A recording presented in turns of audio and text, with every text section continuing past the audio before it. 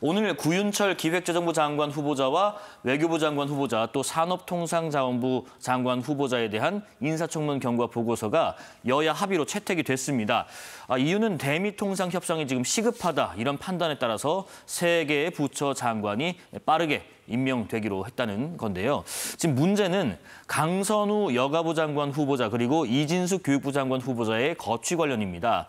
여야 양당 원내대표는 오늘 이들 후보자에 대한 청문 보고서 채택 문제를 협의하는데요. 대통령실은 어떤 생각일까요? 우상호 정무수석 입장입니다. 한두 분 정도에서 여러 가지 이제 많은 관심들을 주목을 받았는데 어떻게 보면 사전에 제기됐던 의혹이 해명된 측면들도 있는데 또 그럼에도 불구하고 여론이 가라앉지 않는 또 후보자도 있고 그것이 뭐 현실인 것 같습니다. 오늘 인사청문회가 끝나면 오늘 한 10시, 11시 끝나지 않겠습니까? 그러면 이제 뭐 내일쯤이나 종합 보고를 좀 드리게 돼 있어요. 어쨌든 주말 중에는 결론이 난다는 거죠, 수석님? 네. 유지든 철회든 사퇴든요. 예. 네. 내일쯤 종합보고를 하고 나서 이제 주말쯤에 어쨌든 결론이 날 것 같다라고 했는데 지금 문제는 강선우 후보자 관련이에요. 지금 여당 내에서도 일부 의원들이 자진 사퇴 목소리를 내고 있고요. 지금 뭐 정은경 후보자 인사청문회에서 강선우 후보자에 대한 얘기가 나올 정도로 지금 관심이 지금 뜨겁습니다. 만약에 강행하려고 한다면 그 이유가 뭘지 또 강선우 후보자에 대한 입장은 대통령실이 어떻게 정할지 궁금해요. 우선은 여성 장관 후보자 몇 명 안 되는데 네. 그중에 또 2명의 후보자가 이렇게 언론의 집중 포화를 막고 있고 또 여러 가지 문제로 부각이 되고 있다는 점에서 조금 유감이기도 하고 안타깝기도 한데요. 네. 아직 뭐 강행하려 한다, 뭐 어떤 것도 결정된 바는 없기 때문에 우상호 정무수석 얘기대로 얼굴 보니까 더 마르셨네요. 네. 여러 가지 고민이 많으신 것 같아요. 그런데 여론을 가감 없이 그대로 잘 전달을 하고 있고 대통령도 이 부분에 대한 문제점 또 여론의 동향을 정확하게 파악하고 계신다고 해요. 그러니까 아마 잘 듣고 있을 거라고 생각하고요. 오늘 이제 청문회를 마무리하고 나서 주말 사이에 아마 결론 낸다고 얘기를 하고 있잖아요. 근데 국민주권 정부잖아요. 그리고 대통령도 국무회의에서 늘 그 공직자들에게도 그렇고 공급자 중심이 아니고 수요자 중심에서 생각하라. 파초선 얘기도 하면서 공직자의 역할에 대해서 굉장히 강조를 했기 때문에 저는 피해자 중심주의 그리고 약자를 보호한다라는 측면에서 국민주권 정부가 가야 할 방향은 답은 나와 있는 게 아닌가 저는 생각이 들어요. 특히 여러 가지 이제 후보자들의 어떤 청문 과정에서 부각되는 문제들은 뭐 재산 형성 과정이랄지 세금 탈루 문제나 뭐 논문이나 이제 이런 여러 가지인데 사실은 그런 문제들보다 갑질에 대한 문제가 국민의 정서에는 더 크게 더 어떤 분노로 와닿는 측면이 있습니다. 그런 점에서 좀 민심을 잘 살펴야 될 것 같고요. 또 함께 식구처럼 일하는 국회에서 그 보좌진들도 전부 다 당비 내고 대의원이기도 하고 혹은 권리당원이기도 하거든요. 그 목소리에도 저는 충분히 귀를 기울여야 된다고 생각합니다. 가장 가까이에서 경험하고 본 사람들이 가장 올바른 평가를 내릴 수 있다고 저는 생각하거든요. 그런 점에서 이게 그냥 보통 그냥 지나갈 수 있는 문제는 아니라고 저 개인적으로는 생각하는데 뭐 여러 가지를 감안해서 최종 결론을 내린다고 하니까 저는 국민들의 눈높이에 맞춰서 국정 운영하겠다라고 저희가 선언한 바가 있기 때문에 국민 눈높이에 맞춰서 그런 부합하는 결과가 나오기를 저는 기대하겠습니다. 국민주권정부라는 이름 그 자체로 답이 어느 정도 나와 있는 거 아니냐는 말씀하셨고요. 그런데 지금 여당 여가위원들은 인사청문 보고서 채택 절차에 국민의힘 의원들이 임해달라. 더 이상 발목 잡기를 중단하라. 뭐 이런 주장도 했습니다. 그런데 인사청문 보고서에 대해서 국민의힘이 협조하지 않는다 해서 이것이 결과에 영향을 미치는 지금 국면은 아니지 않겠습니까? 더군다나 장관 인사청문회는 그야말로 청문회이지 국회의 동의를 요하는 것도 아니고 또 국회의 동의를 요한다 하더라도 민주당이 절대 과반을 차지하고 있는 상황 아니겠습니까? 그렇죠. 그렇기 때문에 만약에 이 문제가 되는 두 장관 후보의 임명이 강행된다면 그 이유가 뭔지에 대해서 국민 주권 정부로서 국민 눈높이에 상응하는 많은 답변을 해야 되는 시점이라고 보고요. 네. 지금 이것은 야당이라든지 언론의 비판 때문에 이런 상황이 온다기보다도 가장 중요한 변수는 어쩌면 민주당 내부에서도 지금 반대 교류가 형성되어 있다라는 것이고요. 네. 특히 민주당은 그동안 을지로위원회를 부각시키면서 이 갑질에 대해서 굉장히 그 문제의식을 갖는 정당으로 지금 알려져 왔습니다. 그렇습니다. 그리고 보좌관과 국회의원의 관계에 있어서 그 누구보다도 민주당의 보좌관들은 그 뜨거운 동지애 같은 것으로 이렇게 엮여 있다라는 인식이 일반화되어 있는데 이런 정도의 갑질이 자행되었다라는 것이 사실은 이번에 외부자가 볼 때도 굉장히 경악스러운 것이고요. 그렇기 때문에 강행하려고 한다면 할 때 그 강행은 결국은 임명권자가 하는 건데 예. 이미 비서실장이 눈이 높은 대통령이다 이렇게 이제 언급한 바가 있습니다. SNS를 통해서. 네. 그렇기 때문에 만약에 강행이 된다면 이유가 뭘지에 대한 관심과 비판도 상응해서 높아지지 않을까 제3자로서 그런 생각이 들었습니다. 네네. 뭐 정권 초기에 이렇게 좀 부담 요인으로 작용할 수도 있을 부분일 것 같기도 합니다.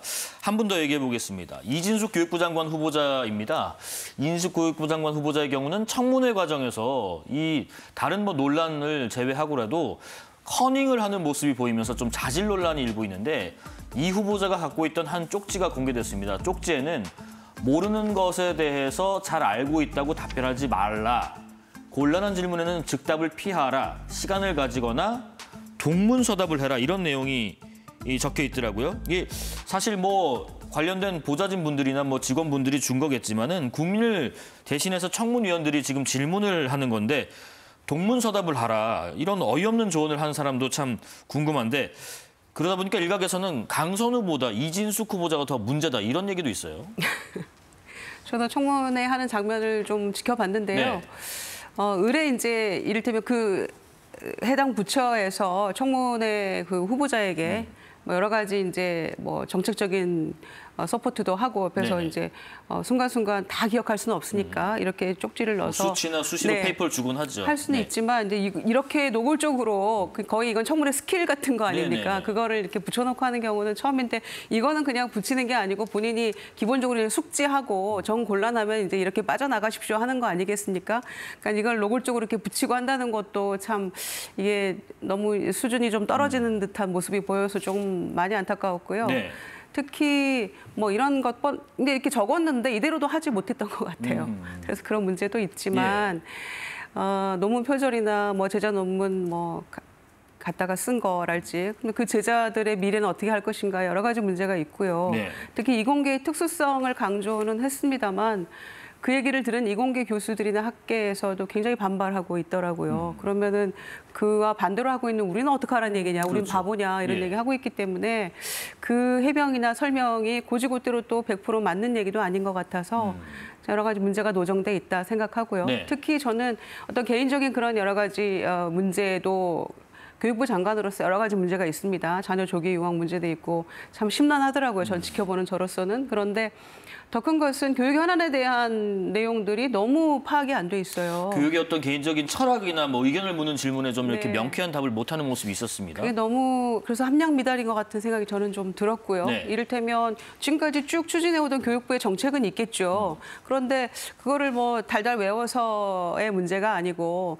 큼직큼직한 어떤 정책 방향에 대해서는 교육부 장관 후보자로서 소신이 있어야 됩니다. 그런데 그런 것도 보이지 않았고, 그러니까 본인의 어떤 지금 질타를 받고 있는 개인적인 문제에 대해서만 방어하기 급급한 모습이어가지고 오히려 더 큰 줄기들을 놓치고 있다는 생각이 들어서 참 여러 가지로 이게 참 부적절한 인사가 아닌가 생각이 들었어요. 예. 노력은 했습니다. 그리고 청문회 과정에서 막 솔직하게 답변하려고 노력은 많이 했던 것 같은데 자체로 여러 가지 부족한 점들이 많이 보였고 허점도 있었기 때문에 그 자리에서 솔직하게 최선을 다하려고 하는 모습만으로는 양해가 안 되는 측면이 있었던 것 같습니다. 예. 그래서 급기야 김상우 의원 같은 분은 그냥 잦은 사퇴가 맞겠다 이런 얘기까지가 나오고 있는 것 같거든요. 그래서 저는 강선 후보자나 이진숙 후보자 모두 여성 후보자로서 정말 통과돼서 잘 하길 바랬는데 여러 가지 문제가 있고 부족한 점이 있는 것 같고요. 이게 정권과 대통령에게 굉장히 큰 부담입니다. 그리고 특히 이제 현역 의원 불패시나 뭐 이런 거 있습니다만은 그게 뭐 청문회 금과 옥조처럼 정해진 기준은 아닙니다. 그렇죠. 예. 문제가 있다면 안 될 수도 있거든요. 그것은. 그래서 청문회를 하는 거 아니겠습니까? 그렇습니다. 네. 그래서 저는 대통령과 정권에 그리고 국민들에게 이건 아니다라는 그런 평가를 만약에 받았다면 본인이 자진 사퇴하는 게 저는 맞다고 생각합니다. 정 의원님 의견은 어떠신가요? 이진숙 후보자 관련해서요? 그 교육은 뭐 백년지 대계라는 말이 무색하게 교육 행정에 뼈가 굵은 사람도 교육부에 들어왔고 헤매는데 네. 황차 그 교육 행정과 그 가장 직접적인 관련이 있는 기본적인 뭐 나이스를 포함해서 네. 전혀 모르는 대학 총장의 인사가 들어와서 잘 할 수 있느냐는 그 문제 제기를 국민의힘이 아닌 민주당의 고민정 의원이 제기하더라고요. 그러니까 아마 여당이 민주당으로서도 상당히 곤혹스럽지 않을까 이런 생각이 들고요. 네. 뭐 보는 관점에 따라 다르겠지만 이 정말 적격이 아니다라는 점에서는 두 후보가 이런 표현을 써도 되는지 모르겠지만 난영난제 수준이다. 우열을. 그렇기 때문에 사실 그 정부 지금 대통령 지지도가 상당히 높고 신뢰가 있고 기대가 있는데 네. 이 인사 문제로 스크래치를 갖게 된다면 나중에도 이것 자체가 상당히 그 부담으로 작용할 수 있다 이렇게 생각이 드네요. 네. 자, 그렇다면 그 이 대통령의 국정 지지도를 잠깐 살펴보면서 또 말씀 나눠볼게요. 오늘 나온 한국갤럽 여론조사입니다. 이 대통령이 국정 수행을 잘하고 있다라는 평가가 지난주보다 1%포인트 오른 64%를 기록했고요. 취임 후 지금 4주 연속 60%대에서 오름세입니다. 지금까지 추진한 정책이 계속해서 더 많은 호응을 받고 있다는 거는 뭐 이 지표를 통해서 알 수 있겠습니다만은 이번 인사청문회가 지지율에 좀 고비가 될 수 있을까 하는 생각도 듭니다. 참고로 이 조사는 한국갤럽 자체 조사로요. 지난 15일부터 17일까지 전국에 거주하는 만 18세 이상 남녀 1,000명을 대상으로 무선 전화 면접 100% 방식이었습니다. 표본오차 95% 신뢰 수준에 플러스 마이너스 3.1%포인트입니다. 자, 김 의원님, 지금 이 인사청문회에서 특히 이 두 후보자에 대한 언급을 우리가 했는데 어떻게 판단하느냐에 따라서 또 이 지지율에 영향을 미칠 수 있다고 보시는지요?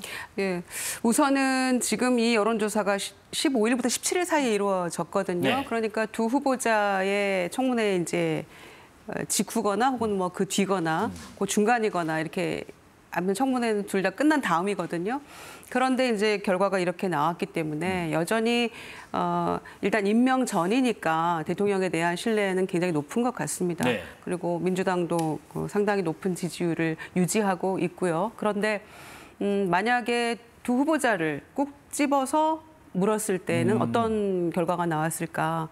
그거는 쉽게 예단하기는 어려울 것 같습니다. 네네. 그런 점에서 이번 주말 사이에 뭔가 결론이 나고 그렇다면 이제 다음 주 여론조사 추이를 좀 봐야 될 텐데 예. 그 어떤 식으로 결론이 나고 또 거기에 상응하는 여론조사 결과가 만약에 나온다고 한다면 결과에 따라서는 조금 치명적이 될 수도 있고 초반에 굉장히 열심히 잘하고 있고 호평도 받았고 각종 여론조사에서 우리 민주당의 취약 지역에서도 상당히 높은 여론이 그 지지율이 나오고 했기 때문에 네. 열심히 잘 나가고 있었는데 인사청문회를 계기로 해서 조금의 브레이크가 걸릴 수도 있겠다. 특히 뭐 인사가 만사 이런 얘기 하는데 그렇습니다. 또 야당에 뭐 공격의 빌미를 줄 수도 있겠죠. 그러나 아직은 그 결과까지가 반영이 안 된 여론조사이기 때문에 다음 주는 임명 여부에 따라서 네. 그게 좀 달려 있을 것 같아요. 이게 뭐 지금 후보자의 어떤 개인적인 자질 또 능력을 검증해서 임명한 게 맞겠습니다만 그래도 이 지금 어떻게 보면 고공행진을 이어가고 있는 이 지지율을 무시할 수는 없겠죠. 지금 대통령 지지율은 민주당의 입장에서 본다면 더할 나위 없이 좋은 상황이고요. 네. 제가 볼 때는 인사청문회가 어느 정도 영향을 끼쳤는지는 모르지만 이게 정치라는 게 상대가 있는데 아마 지지부진한 국민의힘의 개혁 조짐 이런 것들이 더 영향을 미치지 않았을까 이런 생각이 듭니다. 그래서 당 지지율도 보면은 민주당은 조금이라도 올라가는데 국민의힘에 대한 여론의 눈길이 얼마나 따가운지를 모습들을 보여주는 방증이 바로 이 여론조사 결과라고 보는데요. 네네. 여기서 대통령의 지지율이 자그마치 64%나 되는데 그럼에도 불구하고 부정평가의 이유가 무엇인가 해서 여기서 좀 주목할 부분이 뭐냐면은요.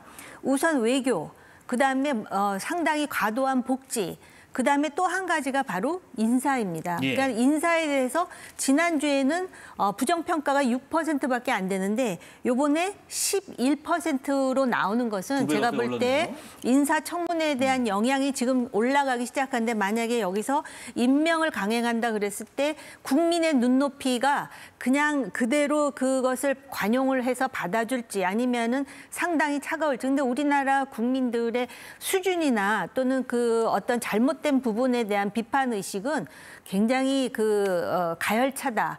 그래서 정치권에서 이런 부분에 대해서 예. 조금이라도 방심하면 안 된다라는 것이 저의 생각입니다. 네.